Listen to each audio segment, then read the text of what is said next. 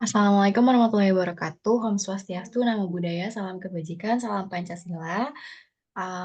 Perkenalkan kami dari kelompok 5 dari mata kuliah Psikologi Bisnis dengan dosen pengampu Dr. Sony Yasuharso. Pada kesempatan kali ini kami akan menjelaskan tentang indeks kebahagiaan. Boleh ditulis.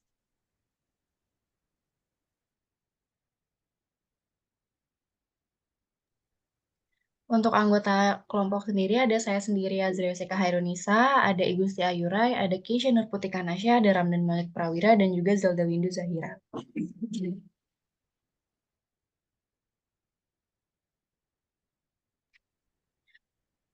Masuk ke latar belakang, jadi latar belakang dari kebahagiaan adalah sebuah kepuasan dan juga emosi positif yang bersifat subjektif yang dipengaruhi oleh faktor bawaan dan juga lingkungan seperti pendapatan, pekerjaan, dan juga kesehatan.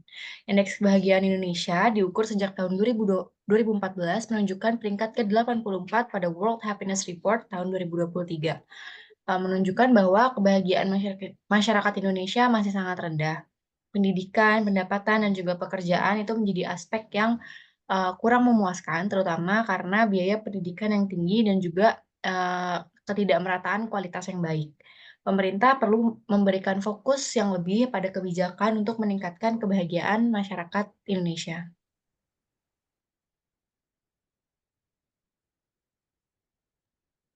Selanjutnya ada definisi kebahagiaan. Menurut Van Hoven, kebahagiaan merupakan kemampuan individu dalam menilai kualitas hidup secara keseluruhan yang bergantung kepada kepuasan dalam berbagai aspek kehidupan dan pengalaman emosional. Dan yang kedua ada definisi indeks kebahagiaan. Indeks kebahagiaan merupakan indikator dalam kesejahteraan subjektif dalam melengkapi indikator objektif yang digunakan untuk mengukur kesejahteraan masyarakat berdasarkan tingkat kebahagiaan.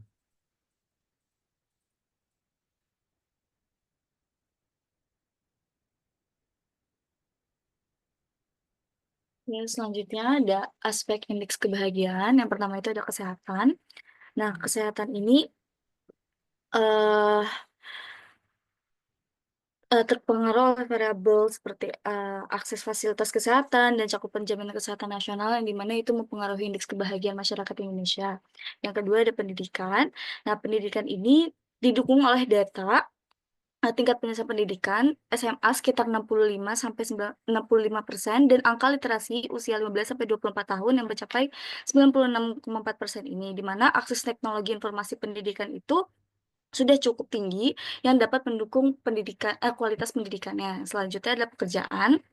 Dalam indeks pekerjaan ini masih menghadapi tantangan yang dimana dengan 59,45% pekerjaan informal dan tingkat pengangguran terbuka sebesar 6,49%, partisipasi tenaga kerja muda umur sekitar 15 sampai 24 tahun ini menunjukkan masih ada 22,4% yang tidak sekolah, bekerja atau pelatihan. Selanjutnya juga ada pendapatan rumah tangga. Nah, pendapatan rumah tangga ini berpengaruh signifikan terhadap kepuasan hidup ya. Tingginya proporsi pekerjaan informal menghambat pertumbuhan pendapatan yang stabil.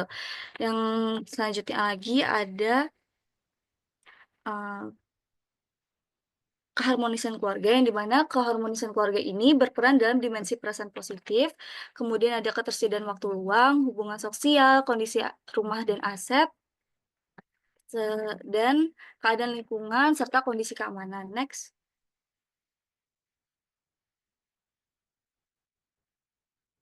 Selanjutnya lagi ada faktor-faktor dan dalam faktor ini dibagi dua, ada faktor internal dan faktor eksternal. Dalam faktor internal ini ada kesehatan, yang dimana kesehatan fisik dan mental adalah dasar utama untuk merasa bahagia. Tanpa kesehatan, aktivitas sehari-hari dan kualitas hidup dapat terganggu.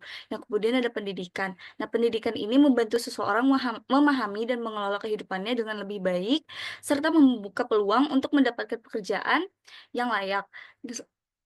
Yang terakhir ada pengalaman keluarga, yang dimana pengalaman keluarga ini mempengaruhi keharmonisan dalam keluarga, memberikan dukungan emosional untuk meningkatkan kebahagiaan. Selanjutnya ada faktor eksternal. Dalam faktor eksternal ini ada pendapatan, modal sosial atau komunitas, jenis pekerjaan, keamanan dan kenyamanan hidup. Dalam pendapatan ini berpengaruh besar terhadap kebahagiaan, terutama bagi masyarakat berpenghasilan rendah.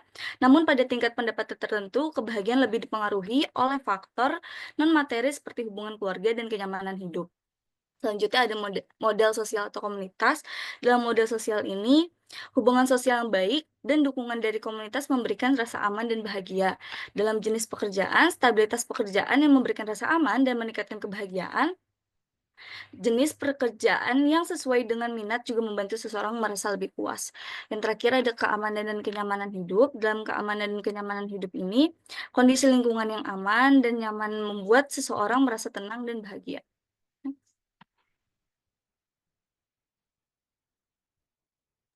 Untuk fenomena itu ada pengaruh tujuan pembangunan berkelanjutan atau SDGs, yaitu terhadap indeks kebahagiaan Indonesia, yang meningkat dari 70,69 pada 2017 menjadi 71,49 pada 2021. Meskipun pandemi COVID-19 membawa dampak negatif seperti ketidakstabilan ekonomi dan sosial, penelitian dengan metode SAMPLS ini menunjukkan bahwa indikator seperti akses air bersih dan sanitasi layak, serta keadilan dan kelembagaan yang tangguh berkontribusi positif terhadap kebahagiaan. Sementara penghapusan kemiskinan dan kesehatan yang baik berdampak negatif. Secara keseluruhan, yang baik berdampak negatif. Secara keseluruhan, implementasi SDGs mendukung peningkatan kebahagiaan, tetapi kesenjangan distribusi dan akses masih menjadi tantangan yang perlu diperbaiki. Next. Untuk indeks kebahagiaan Indonesia saat ini, yaitu pada pendidikan dan pekerjaan merupakan faktor utama yang mempengaruhi indeks kebahagiaan Indonesia. Meskipun literasi usia 15-24 tahun tinggi, tantangan pemerataan pendidikan masih ada. Dengan banyak anak tidak melanjutkan ke SMA, kualitas pendidikan perlu ditingkatkan untuk mengurangi ketidaksetaraan. Di sektor pekerjaan, dominasi pekerjaan informal dan tingkat pengangguran yang tinggi menunjukkan ketidakstabilan ekonomi, mengurangi kepuasan hidup. Nah, kesenjangan antara pendidikan dan kesempatan kerja menciptakan ketidakstabilan. Pendidikan yang lebih baik dapat membuka peluang pekerjaan yang stabil, meningkatkan kualitas hidup dan kebahagiaan. Kebijakan yang mendukung pendidikan inklusif dan pekerjaan formal sangat penting untuk meningkatkan kesejahteraan. Next. Selanjutnya ada kesimpulan, kebahagiaan masyarakat Indonesia itu dipengaruhi oleh faktor internal seperti kesehatan dan pendidikan, serta eksternal seperti pendapatan dan pekerjaan. Indonesia berada di peringkat ke-84 dalam World Happiness Report, tertinggal dari negara tetangga. Tantangan seperti biaya pendidikan tinggi, ketimpangan kualitas, dan dominasi pekerjaan informal menghambat kebahagiaan. Meskipun akses air bersih membaik, ketimpangan ekonomi dan ketidakpuasan terhadap pelayanan kesehatan masih ada. Kebijakan pemerintah yang inklusif dan fokus pada kualitas hidup diperlukan untuk meningkatkan kesejahteraan. Next. Terakhir itu ada saran untuk meningkatkan kebahagiaan masyarakat Indonesia. Ada prioritas pendidikan. Yang pertama itu tingkatkan akses dan kualitas pendidikan terutama di daerah terpencil. Kedua, memberikan subsidi atau biaya pendidikan untuk masyarakat kurang mampu. Ketiga, ada pastikan pemerataan infrastruktur dan tenaga pengajar berkualitas di seluruh wilayah. Dan ada peluang kerja. Yang pertama itu ciptakan lapangan kerja layak dan berkelanjutan. Yang kedua ada memperkuat pelatihan keterampilan berbasis kebutuhan pasar.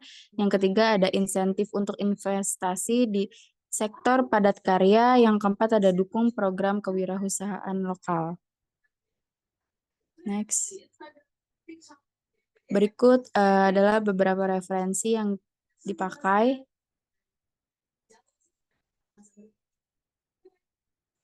Sekian presentasi dari kelompok kami. Jika ada salah-salah kata, mohon dimaafkan. Terima kasih.